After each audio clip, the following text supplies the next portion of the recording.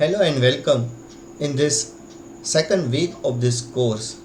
This is the third session on body language. Friends, we have discussed in the last session about nonverbal communication and how nonverbal communication can be useful in teaching learning process. So this is the third session on body language, and here we will try to see the different categories of body language, um, different body movements and their meaning. Another point which we are going to cover is tips for effective body language in teaching. So this is what we will be trying to see in this particular session on body language. Friends, body language has a very good and very positive as well as negative impact on communication, and particularly we as a human beings share our emotions, thoughts, feelings, expressions, and that are reflected in our body language. So these all body movements are divided in different categories, and this is what the first category you can see on the screen is emblems. That is the gestures that serves the same function as words. It means that the body movements represent idea visually, and they are consciously used in and consciously understood. For example, you see the pictures. When we use certain kinds of very specific gestures that they describe the word particularly, so they are in this first category. There is another one, and that is called the illustrators. Illustrators are kinds of body movements that are the gestures which accompany words to illustrate a verbal message. When the movements of hands and arms represent size, shape, frequency, or speed. So you can see when we use our hands to describe different situations, and we try to use for its frequency in the shape, so that means that it is comes under the illustrators. In the next category, there is a regulators. uh, this means that generally used to give feedback when conversing. It includes combinations of many aspects of body language such as eye contact, touch, hand gestures, head nods or handshakes, facial expressions, and vocal cues. So this is what we know as a regulators. When we nod hands while speaking, while discussing, our different movements of our eyes, shaking hands, so they are called as regulators. Then comes there is another category of body movements, and it is adapters. Movements or gestures that are used to manage our feelings or control our responses. Includes movements done to improve comfort or reduce stress, like shaving fingers, nails, rubbing the eyes, leg crossing, etc. So these are what it is called as adapters. So like we see at the certain situations, and particularly in teaching, we have different expressions of the students. So from this body movements of the students, from this body movements of the people, we try to identify what are they trying to suggest, what this mean to them. And therefore shaving nails, rubbing the eyes, this comes as a adapters. So these are the main categories of body movements. Now one another very interesting topic which we should know, and that is body movements and their meaning. Yes, our different movements of our hands, eye, and all of these things have a specific meaning, and they sometimes show our conscious or unconscious thought process. They reflect our feelings. So therefore it is a science. Body language, study of body language, it is a science to judge what the person is trying to suggest a thing or what he or she is feeling. So this is very interesting. I let me start with this point. See, when we see the arm crossed, okay, so that shows the defensive or disagreement sign. uh, Look at this picture and you are better to judge. You will be getting the point. Biting of nails, yes, so that suggests the nervousness or stress or maybe insecurity.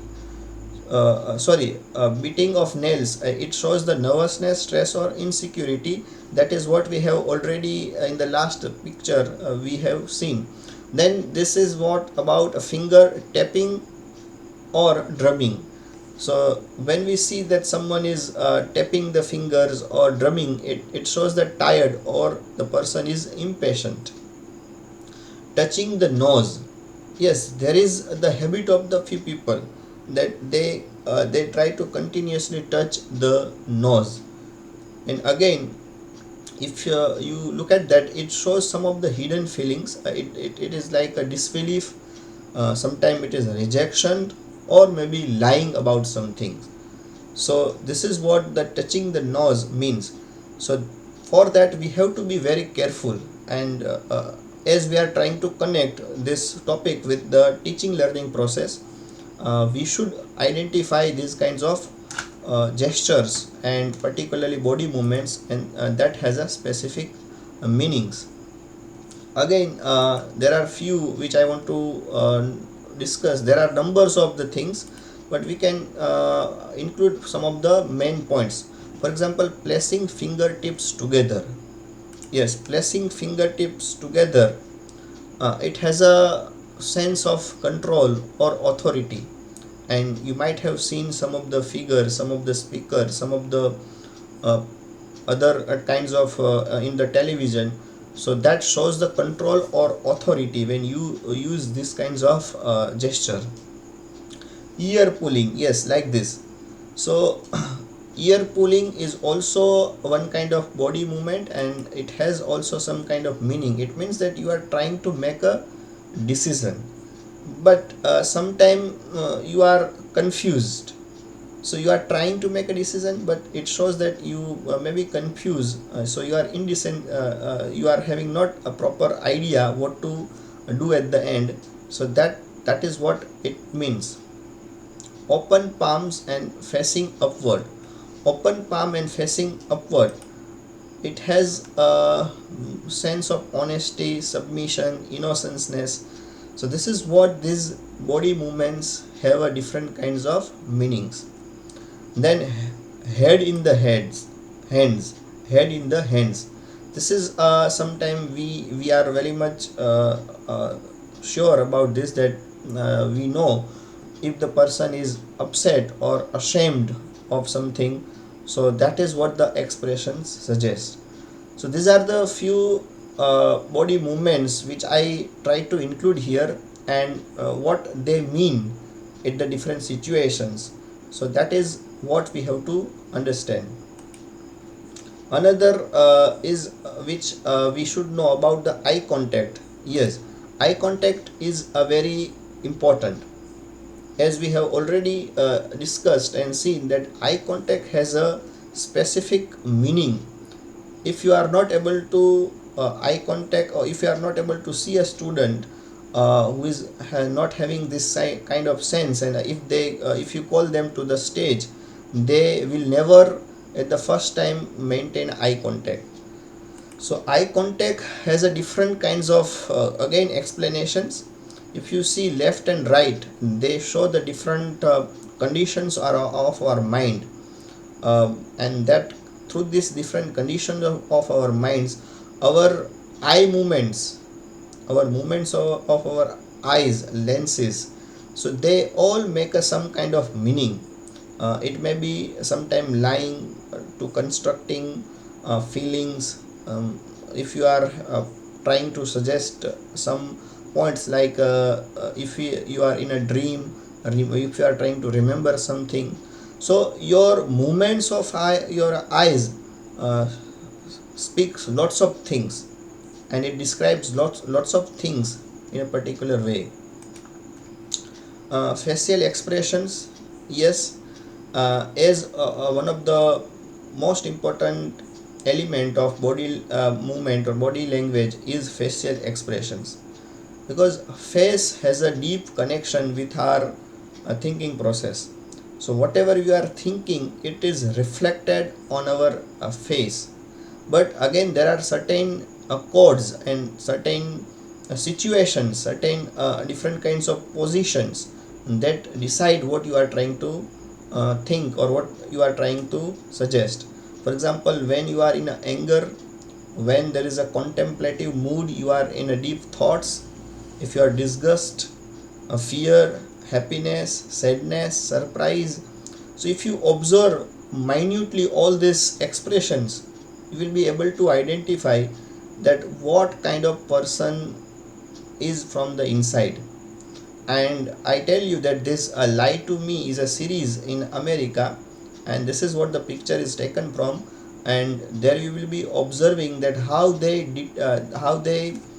uh, ask certain kinds of questions to some of the criminals, and they observe in a micro cameras, and through their expressions they are able to identify if the person is speaking true or false, or maybe what is his or her feelings. So this is also very interesting about facial expressions. Handshaking, yes, handshaking is also a body movement, and it has also numbers of things to tell. For example, how you are shaking your hands to with others, in a taking control, giving control, shaking like a professional. So these pictures tells you all about. If you are taking control, that is what the picture is given. If you are giving the control, that is again you can see through these pictures. So handshaking has also important things. There is another point which I want to cover up is the tips for effective body language in teaching. So these are the few tips, particularly in teaching learning process, and that we can follow. One is greetings and smile. Yes, whenever we go in the class, we should start session with the greetings and with having a smile on the face at different situations. So smile makes a pleasant and very enjoyable environment in the class. Yes, stand up uh, in a straight position, so that is also a good body pose, and it has also a positive impact.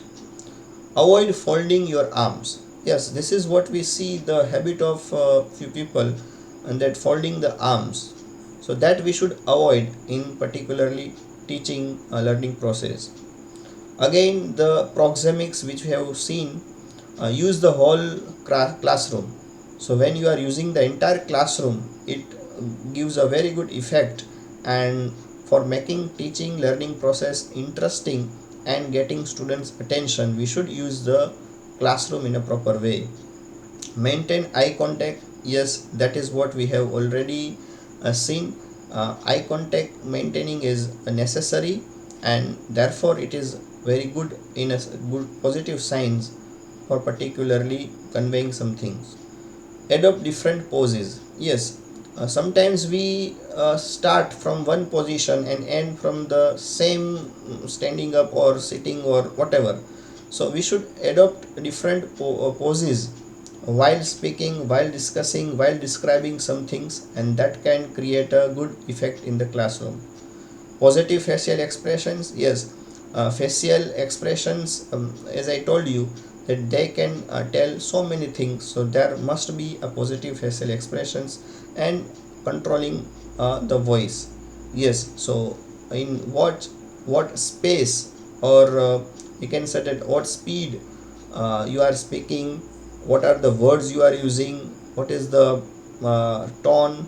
So these all voice modulations, these all are the vocal chords, and they are also impact, they are creating impact in the minds of students. So therefore these are the tips for effective body language in teachings. So friends, in this session we try to see that what are the different categories of body language, how this body language can be divided in different categories, and how we can learn about different body movements and what they suggest different kinds of meanings. And finally we have seen that few tips to improve our teaching learning process in the classroom. I hope that this was some good experience to you.